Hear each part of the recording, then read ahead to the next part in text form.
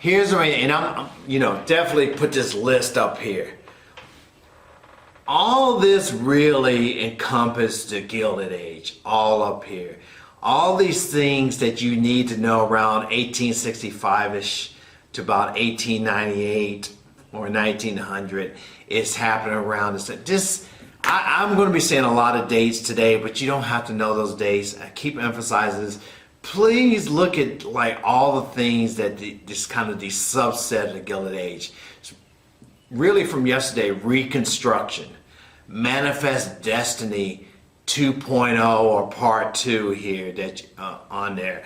The Republicans kind of dominate during this time with the exception of Grover Cleveland, who acts like a Republican really in his policies for the most part. Really pro-business, laissez-faire kind of economic policies in here, enriching somewhat themselves and their supporters, but you have really Republican domination, and mostly in Congress too as well. So with the exceptions like 1874, 1890, you don't need to know all that. Scandals, corruption out west with companies, and definitely in the cities for sure. It's the second industrial revolution. We know we had the first in the early 19th century with the marketplace revolution, with the 4 or 5 C's: cotton, customers, canals, communication, all those kind of things here that as far as like the second industrial revolution is going to be more again more. I'll talk about the Rose mnemonic device. So this is the second industrial revolution, really more lifting us into modernity, like trying to be kind of precursor to the 20th century here. Gets us into the leading industrial country in the world, or on par with Great Britain, which is really amazing. Captains of industries versus robber barons, labor unions, populism, bimetallism debate, new immigration, urbanization. And this is kind of, I want you to don't forget about this late 19th century. You got the precursor to the progressive movement, and reforms keep on going. Civil rights are being worked on for African Americans. A lot of people protesting against the lynching, the segregation laws that's going to become prevalent in the 1890s. So you see a lot of this. All right, temperance for sure, voting rights for women. Now they really want to concentrate, two women's groups want to concentrate on getting kind of the voting rights for the most part in here. So besides to continue on property rights and equal opportunities for women, but it does not just get started, rev backed up into the early 20th century here. And finally, imperialism in the West and overseas. You don't see historians talking about imperialism in the West, but we know Indians are being really colonized and dispossessed during this time. So it's really American imperialism. Once they get kind of like the Indian Wars kind of come to a close in a way, that you get this kind of look overseas. Good. But I'm telling you, this beginning here is so important that you just take a deep breath and says, it's a lot, but certain things. Can you put them in a time period? Again, can you categorize certain events into a certain time period, or especially they give you a range and you, for the most part, stay in that range. Right? Now, in emphasizing here, know why they call it a Gilded Age, all right? Why they use Twain's term? Why do historians put this stamp on here to the Gilded Age? It's so important that you start here. Why is it called a Gilded Age? Well, because on the surface, looks great, we're prospering, we're becoming a leading economic industrial power in here. Population is growing, we're expanding, but what's underneath? Social inequality, some unhealthy living conditions, some unsafe working conditions. So it may not be good for everybody here. And you always will see this anytime, any country, just besides our own, that when we're prospering, well, what's going on and how you know about capitalism, cycle capitalism, it will end. You will get, a couple of, depressions in here, 1873, 1893. It mirrors the 1920s. You see the roaring 20s, but maybe you could put a question mark beside that roaring for whom. I know your test on May 15 does not deal with the 1950s, 1980s, but a lot of people see, again, these kind of, exponential growth in certain areas into our economies that's booming and advancing. And people are moving into the middle class. There is more leisure time. There's more consumer products. More people are, have more opportunities during these times. But there's still this kind of some people are not, we're not all rising, and what's the undercurrent here, and why are economy comes crashing, why aren't we more prepared and learn from our past mistakes. So that definitely is so cool. All right, and again, hopefully that me going on and on and on, I feel like that's a Journey song there, like Don't Stop Believing, but that I'll try to make it as short as sweet as possible. So this is 1865, what they call to 1898. You can mess around with these years as everything. And we're going to be doing part one. It's usually 13% of your test. Again, I can't emphasize the 19th century is probably going to be your meat and potatoes in preparation for the May 15th test. I think College Board is very much going to be apprehensive about, well, where did students end up at? And, so I don't know. There's going to be different DBQs for different people. So it's not going to be all one and the same. But I just have a feeling that they may do something on progressive, but they just had that, I think last year, a couple of years ago, a DBQ. They're going to be very apprehensive about the 20th century. And we're going to go over that, but be apprehensive up until that time, like 1900 to 1945. Okay, great. All right, for this time period, go west, young man. That's Horace Greeley. He kind of been attributed with that phrase. He may not be the originator, so that's where we're going to start at. There's opportunities in land, mining, and farming and herding. So you see, that's what's going to just bring people out to Spain. There is just massive amount of land. You got the, AP history makes me nauseous. You got the Homestead Act. That brings people out. And plus the cities are getting crowded. And if new immigrants are coming in, if you are part of that, fortunate group, like maybe you're coming from Sweden, maybe you're coming in from Germany, and that you can just move on, or from Ireland, you can move on to the West and you have a little bit of coin on you, then that is the time to do that. It's going to be, seems to be endless opportunities out there. Even though some, as you guys know, the reality is a lot of harsh, working conditions out there about the farming and herding, but it does create opportunities. West is going to reflect the politics of the cities here. You get the greed, you get the corruption, you get some of the irresponsible behavior by the U.S. government, by local governments, and by the people themselves, as of our relationships with the Native Americans, our relationships with your neighbor, as far as like at land grabs and, buying up land and, and taking advantage of people who are in certain conditions.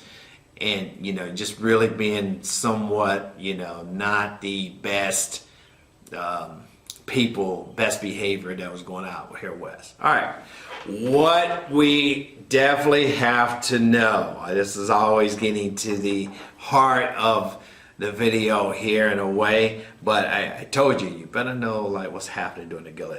The Hot List, Manifest Destiny 2.0 Part 2.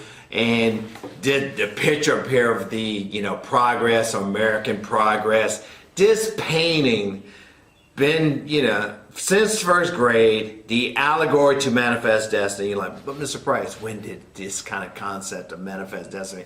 Well, John L. Sullivan actually coined that term before the Gilded Age. So you think about Texas, the expansion, the Mexican-American War. Think about the 1840s. So this painting, you should always look at the date, it's 1872, but it's used almost for all of Manifest Destiny in the mid-19th century to the late 19th century. And again, you should know the details about that, her telegraph wire, giant naked lady, the light into the darkness of the west. You see the railroads there, so you know this painting, by heart. So, Transcontinental Railroads complete in 1869. We'll talk a little bit more about that, getting into thinking about progress, but also underneath the corruption here. I guess that's the theme, that things that are, pretty positive, but things that are, pretty bad underneath here as we take a closer examination here. Nothing too positive about the Plains Wars. You don't really need to know Sand Creek Massacre, the 1864 Fetterman Massacre, 1866. On here, the Red River Wars, 1874, 1875, I believe, this going on around in the Texas area here, and kind of the Chief Joseph retreating, 1877, captured by Oliver O. Howard. It's more these kind of the Wounded Knee in 1890 and the Little Big Horn in 1876. And the reason why I choose that is because it's a 76 year, so knowing if you want to remember example, and that seems like a win for the Lakota Indians. Know some Plains Indians from the Cheyenne, Lakota. I think that would be good. Closing the West. The kind of end of the Plains Wars, again with the really again another senseless massacre there, and again you think about the Pequot Wars. 1637, you think about this one was pretty, Sand Creek 1864 was bad, but it really symbolized that the Indians have been decimated and a lot of them wiped out. I know we don't want to talk about, again, failures in American history, Reconstruction, definitely the Plains Indian War. People just, Mr. President, I don't feel sad and look bad. I don't know if you'll get a lot on this at all, Century Dishonor, comes out. You get the kind of the Dawes Act of 1887, which was trying to assimilate Native American Indians, call Indian School. So you get this kind of trying to assimilate the Indians to be farmers, allotments of land, take them off the reservations. You're not going, it's just going to be good that maybe you had frosting on the cake that you're not. I can't see a DBQ on really the West and the Native Americans and just concentrating on them. It's just going to be good context, as I said before, during this time period. Now, what you will get, or what you should use, probably the most important thing here, is Frederick Jackson Turner, the frontier thesis, the Turner thesis, that the frontier is closing, and that has made Americans before, made the rugged individualism, the freedom, defined America that was, definitely not Britain or France, kind of the old world. So once that has closed, as he's talking about it in 1893 in this Columbian kind of World's Fair, kind of in Chicago exposition here, that he's saying that we're going to have to go beyond our borders, hence foreshadows part of the Gilded Age, the American imperialism or American kind of expansion beyond our borders here and getting involved in the Spanish-American War. That's very important. That so probably of all things here, I didn't put it probably an answer, but just frontier thesis, Turner thesis, that you definitely recognize that immediately. Closing the frontier in here is always referred to by a lot of historians. Good. All right. Now, the Rose mnemonic device is railroads, oil, steel, and electricity. Electricity more at the end of the 19th century and really more prevalent in the 1920s in a way. But it's a good mnemonic device to know about the Second Industrial Revolution to kind of get you springboarded off. But the main thing here, if you're talking about canals and the market revolution, first thing, it is railroads. Now I say railroads, okay, in here. It will cause really the depressions in here in 1873, 1893. One of the major causes in here, they fail. It is the advancements and expansion in the West. It is the kind of connecting and kind of like, finishing up our manifest destiny, kind of connecting California or the West Coast to the East Coast. But it's also a bad underbelly too as well, representing of this kind of, corruption that's going on here. Really the kind of the land grabs I've got up here, the, unsafe working conditions that you got the immigrants from the East as well as the immigrants from the West, Asian Americans, particularly Chinese, working on the railroads in these just deplorable working conditions and deplorable kind of work hours in a way to kind of meet their goals and keep advancing, so enriching the people that are the kind of the stockholders in the Union Pacific and the Central Pacific Railroad companies here. And just really railroads just being unsafe, hazardous, and the farmers get this, so you don't even get really air brakes until after 1869, Westinghouse. Causing a lot of, just really there's a lot of calamity, with just, with railroads and stuff. And not thinking too much about safety at this time.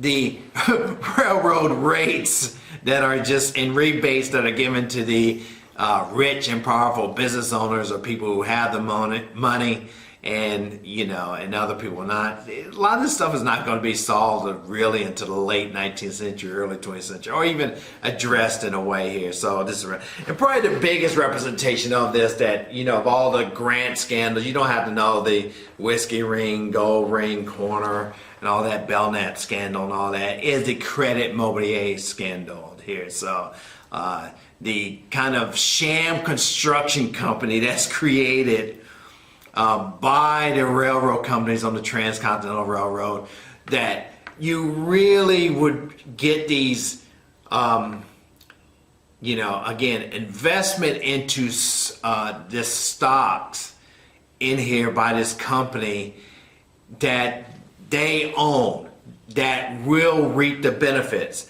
They are kind of the board of directors of Credit Mobilier, but they're getting the money and the kind of the permission and the tracts of land from the U.S. government, from congressmen, from Vice President Schuyler Colfax, who owns stock in the company. It is a conflict of interest. Mr. Bryce, I understand the Credit Mobilier scandal, even what you just said.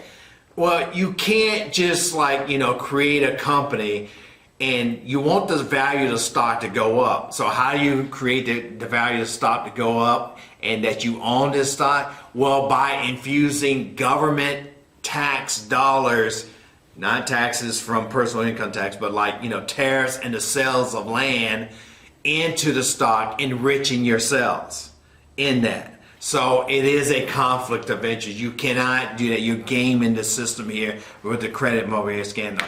Already the railroad companies are receiving really they even doubled the amount of land they were granted here, over acres of land here, over 64,000 acres of land that they're supposed to resell to settlers here. They're granted to the railroad companies for each mile of track. So they really got their hands in this big money government trough. And it's becoming this embezzlement grafting scheme that, that really, makes them inefficient, makes them really, have this railroad line that's going to snake through certain areas of land that they're buying, investing in. Really is going to make the Transcontinental Railroad really